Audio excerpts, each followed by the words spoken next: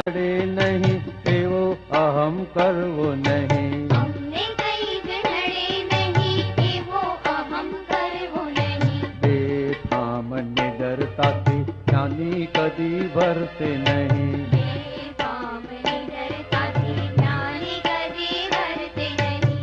પ્રકૃતિ ને સ્વકૃતિ બેઉની છે ભિન્ન ધાર. પ્રકૃતિને સ્વકૃતિ બેઉની છે ભિન્ન ધાર. જ્ઞાન થકી ચમત્કૃતિ સ્નેહ જુએ જ્ઞાનાકાર. જ્ઞાન થકી ચમત્કૃતિ જ્ઞેય જુએ જ્ઞાનાકાર. પાછલી ભૂતાવળોના પૂરણ ગલન પર્યાયો. પાછલી ભૂતાવળોના પૂરણ ગલન પર્યાયો.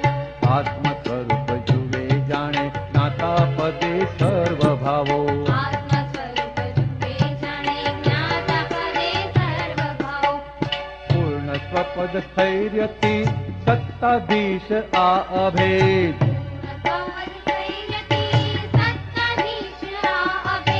મહામૂળ ઐશ્વર્ય પ્રગટ સ્વરૂપ નિર્ભેદ.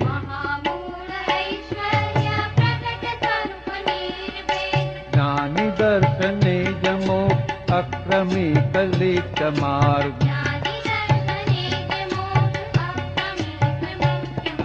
મોક્ષદાન ઉપાદાન રાજયોગી દિષ્ટ સાત.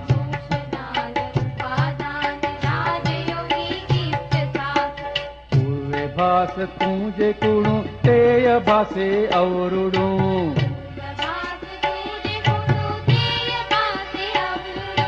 ભેદ બુદ્ધિ વિલય થતા જ્ઞાની જ્ઞાને જળહરું.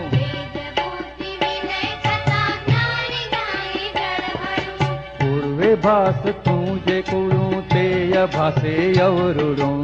પૂર્વે ભાસ તું જે કુણું તેય ભાસે અવરુડું. ભેદ બુદ્ધિ વિલય થતા જ્ઞાની જ્ઞાને જળહરું. ભેદ બુદ્ધિ વિલય થતા જ્ઞાની જ્ઞાને જળહરું. અમને કઈ જ નડે નહીં એવો અહમ કરવો નહીં. બેફામ નિડરતાથી જ્ઞાની કદી વર્તે નહીં.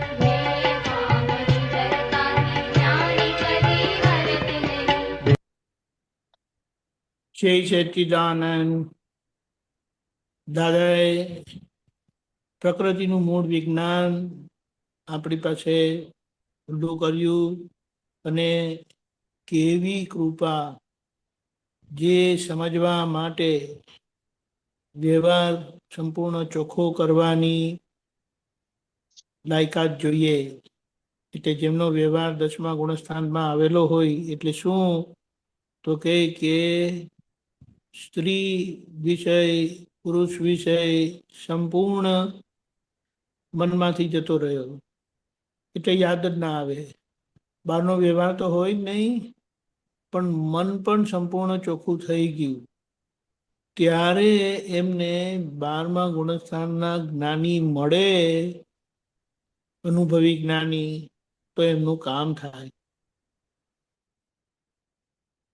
અને આપણા કોઈ ગુણસ્થાન ચડેલા નહીં એવા મહાત્માઓને દાદાએ કેવી કૃપા કરી કે જે એમના હૃદયમાં હતું, વિતરાગ ભગવંતોના, તીર્થંકર ભગવંતોના હૃદયમાં હતું, તે દાદાએ જેમ છે તેમ આપણી પાસે ખુલ્લું કર્યું, આપણને દેખાડી દીધું. અને એમણે શું કીધું, હું બધા તીર્થંકર ભગવંતો પાસે બેસીને આવ્યો છું.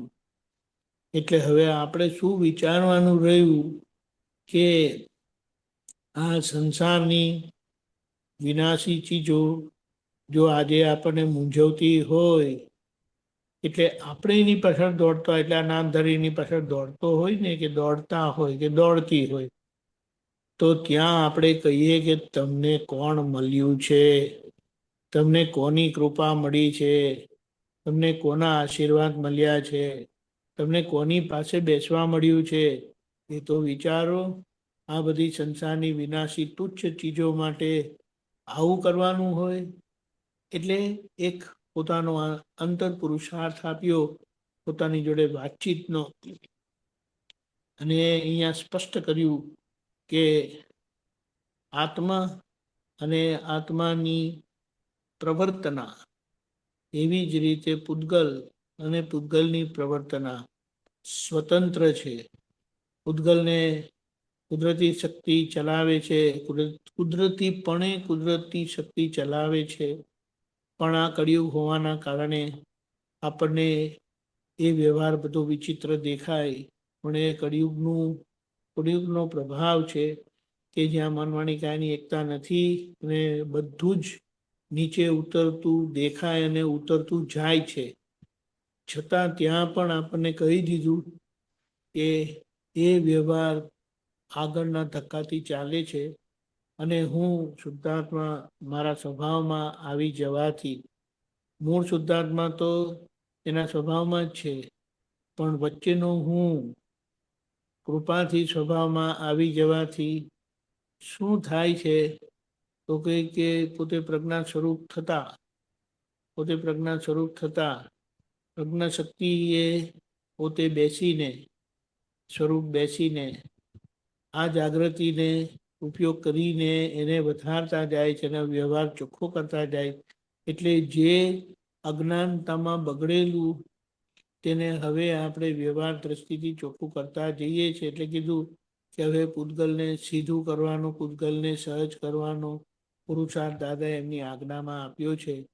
એટલે આ સમજણથી આપણે કેમ કરીને જાગૃતિ વધે, આપણો ઉપયોગ વધે.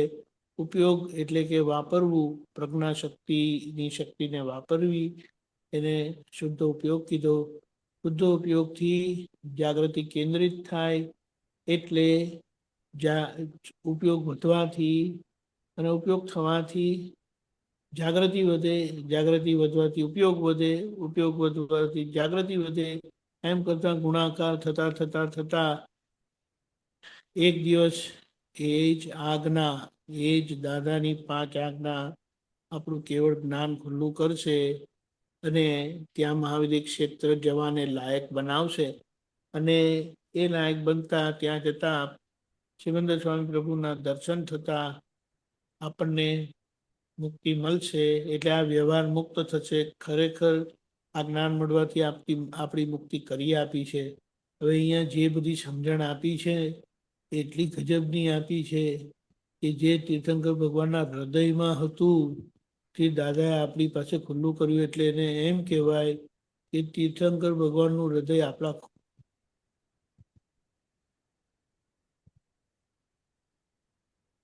આપણા ખોડામાં મૂક્યું છે. તો હવે એ દાદાને આપણે સાચવી જાળવાના છે અને એની જવાબદારી આપણા પર છે કે એ દાદાને આપણે જીવી જાણીએ. જગતના લોકોને ગમે તેટલી દાદાની મોટી મોટી વાતો કરશો, અમારા દાદા આવા હતા, અમારા દાદા તેવા હતા, પણ પરિવર્તન અને જો એમને જે એક દાદાએ ખુલ્લું કર્યું કે સમર્પણ ભાવ જે છે, અને મોટામાં મોટું જોવા જાય તો એને પ્રશસ્ત રાગ કહે છે. દાદાની હાજરીમાં દાદા માટે પ્રશસ્ત રાગ હતો. દાદાના વિજ્ઞાન માટે લોકોને પ્રશસ્ત રાગ થાય એવું આપણું ચારિત્ર, એટલે આપણો વ્યવહાર આદર્શ થાય. તે માટે આ બધી સમજણ આપણને આપેલી છે કે હવે ના ગમતું ગમતું કરી નાખો અને ગમતાને ના ગમતું કરી નાખો. તો એ ગમતું ના ગમતું રહ્યું નહીં તો ભેદ બુદ્ધિ જતી રહેતા જ્ઞાને જડહડું, એટલે દાદાના વિજ્ઞાનથી, મહાવીર ભગવાનના એ જ વિજ્ઞાનથી, 24 તીર્થંકર ભગવંતોના એ જ વિજ્ઞાનથી હું પ્રકાશમાન થાઉં.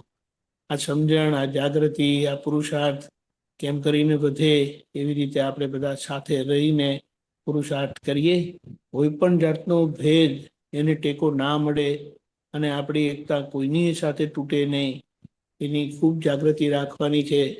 એટલે ગુરુ પૂર્ણિમાના આ લક્ષ્ય સાથે આપણે બરાબર પાકું કરી લઈએ. આ ભાવથી ચોક્કસ આપણને દાદા માર્ગદર્શન આપશે અંદરથી પ્રજ્ઞાશક્તિના માધ્યમથી. જય સચ્ચિદાનંદ. જય સચ્ચિદાનંદ મહેશ આનંદજી. આખા દિવસમાં આજે કોઈ પ્રોગ્રામ રાખેલ નથી ગુરુ પૂર્ણિમાના કારણે. કાલે ને પરમ દિવસે બધે પ્રોગ્રામ છે.